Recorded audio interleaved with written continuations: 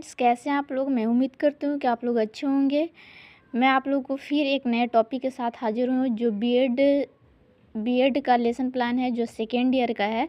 तो आप लोग को टाइम वेस्ट ना करते हुए मैं आगे की ओर बढ़ती हूँ। तो चलिए हम आप लोग को दिखाते हैं कि लेसन प्लान किस तरीके से बनाया जाता है।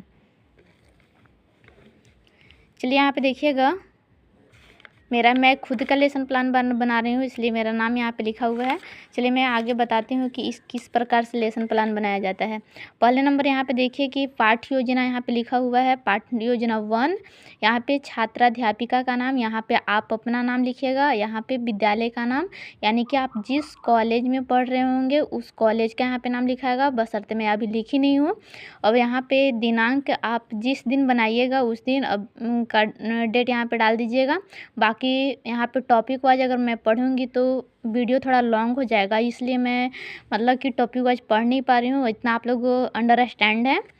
तो चलिए यहाँ पे मेरा प्रकरण यानी कि मेरा जो टॉपिक है वह रक्त के बारे में यहाँ पे हम लेसन प्लान में बनाया है। तो यहाँ पे सामान्य उद्देश्य है, यानी कि सामान्य उद्देश्य में लिखे हैं पूर्वतः।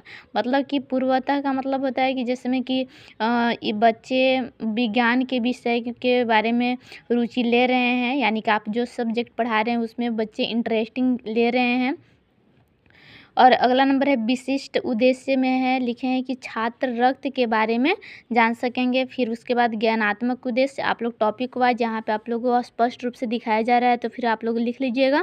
फिर बोधात्मक उद्देश्य है। फिर उसके बाद है प्रयोगात्मक उद्देश्य। प्रयोगात्मक उद्देश्य में लिखे हैं कि छात्र रक्त की संरचना से संबंधित ज्ञान का प्रयोग उच्च अध्ययन में कर सकेंगे। ठीक है दोस्तों, तो मैं नेक्स्ट पेज को दिखाती हूँ यहाँ पे। उसके बाद फिर आपको है यहाँ पे सहायक सामग्री। सहायक सामग्री का मतलब होता है कि स्कूल में जो जो चीज़ की ज़रूरतें होती है, जैसे कि चौक, डस्टर, संकेतर, चार्ट पेपर आदि। ठीक है।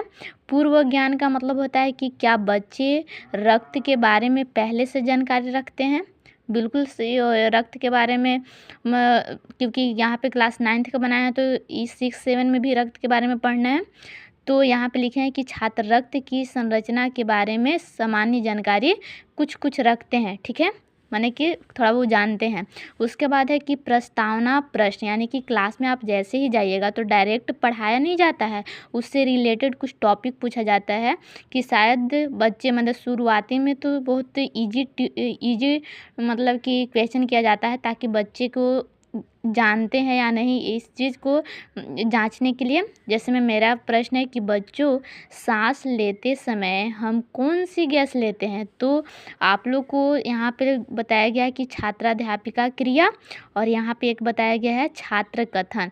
यानी कि आप जो प्रश्न करेंगे आपको इस बॉक्स में भरना होगा, और यहाँ पे स्टूडेंट जो जवाब देंगे आपको इस बॉक्स में भरना होगा। तो मेरा पहला था कि बच्चों से कि सांस लेते समय हम कौन सी गैस लेते हैं, तो बच्चों ने जवाब दिया ऑक्सीजन। फिर मेरा सेकंड था कि ऑक्सीजन का कार्य क्या है, तो यहाँ पे बच्चों ने बताया भोजन का ऑक्सीकरण करना। नेक्स्ट नंबर था, इस प्रकार से अगर पढ़ेंगे, क्योंकि हम टॉपिक वाइज पढ़ेंगे तो थोड़ा मेरा वीडियो लॉन्ग हो जाएगा, सो अपलोड करने में थोड़ा सी कठिनाई होती है। ठीक है, तो फिर मेरा नेक्स्ट नंबर था, लास्ट में मेरा क्वेश्चन है कि रक्त के बारे में आप क्या जानते हैं, तो बहुत सारे बच्चे बता पाएंगे, बहुत सारे बच्चे नहीं बता पाएंगे। तो यहाँ पे जो बच्चे नहीं बता पाएंगे उसको समस्यात्मक प्रश्न कहते हैं। फिर उसके बारे में जो प्रश्न नहीं बता पाएंगे उसी के बारे में आगे हम लिखे हैं, आगे हम चर्चा किए हैं जो उद्देश्य कथन में लिखा जाता है। ठीक है, तो नेक्स्ट पेज में मेरा है प्रस्तुतिकरण, जो आप लोग को स्पष्ट रूप से दिखाई दे रहा है। देखिए यहाँ पे क्रम संख्या में आप लिख सकते हैं। ठीक है, मेरा छूट गया है। तो यहाँ पे प्रस्तुतिकरण, फिर उसके बाद शिक्षण बिंदु में वो लिखा जाता है आप जिस टॉपिक के बारे में पढ़ाना चाहते हैं, जैसे में ब्लड। फिर मेरे नीचे टॉपिक है कि ब्लड का निर्माण कैसे होता है, एक टॉपिक बन गया। तो जो टॉपिक आपका पढ़ाना चाहते हैं उस टॉपिक से रिलेटेड यहाँ पे शिक्षण बिंदु में लिखा जाता है। फिर यहाँ पे लिखा है छात्राध्यापिका क्रिया। यहाँ पे आप आप जो प्रश्न पूछेंगे आपको इस बॉक्स में भरना होगा। और फिर यहाँ पे लिखे हैं छात्र क्रिया में जो जवाब देंगे इसमें लिखेंगे। और यहाँ पे विधि, क्योंकि विधि दो तरह की होती है, एक होता है प्रश्नोत्तर विधि और दूसरा होता है व्याख्यान विधि। तो व्याख्यान विधि का मतलब होता है कि अगर आपने जो क्वेश्चन बच्चे से पूछा और बच्चे उसको स्पष्ट रूप से जानकारी नहीं रखते हैं तो उसके बारे में आपको विस्तृत रूप से बताना ही क्या कहलाता है, व्याख्यात्मक विधि कहलाता है। और आप जो प्रश्न पूछते हैं तो उसको बोलते हैं प्रश्नोत्तर विधि। ठीक है। तो अब उसके बाद यहाँ पे है कि श्यामपट्ट कार्य। श्यामपट्ट कार्य का मतलब होता है कि आप जो जो टॉपिक बता रहे हैं उसको बोर्ड पर लिखना। जैसे मैं अभी बता रही थी ब्लड के बारे में, तो यहाँ पे ब्लड, यहाँ पे रक्त लिखे हैं और फिर रक्त यहाँ पे उसके कुछ टॉपिक लिख दिए हैं कि रक्त तरह संयोजी ऊतक है जिसका रंग लाल होता है। किसकी उपस्थिति के कारण होता है दोस्तों, तो हीमोग्लोबिन की उपस्थिति के कारण। ठीक है। तो इस प्रकार से आपको यहाँ पे ब्लैक कलर का चार्ट पेपर मार्केट में मिल जाएगा। सो इस तरह से अगर आप लोग बनाते हैं तो शायद आपका जो लेसन प्लान होगा यह देखने में बहुत अच्छा लगेगा। तो आप इस तरह से बना सकते हैं। ठीक है। इस तरह से नेक्स्ट नंबर में अगले पेज में बताती हूँ कि किस प्रकार से मैं बताएं।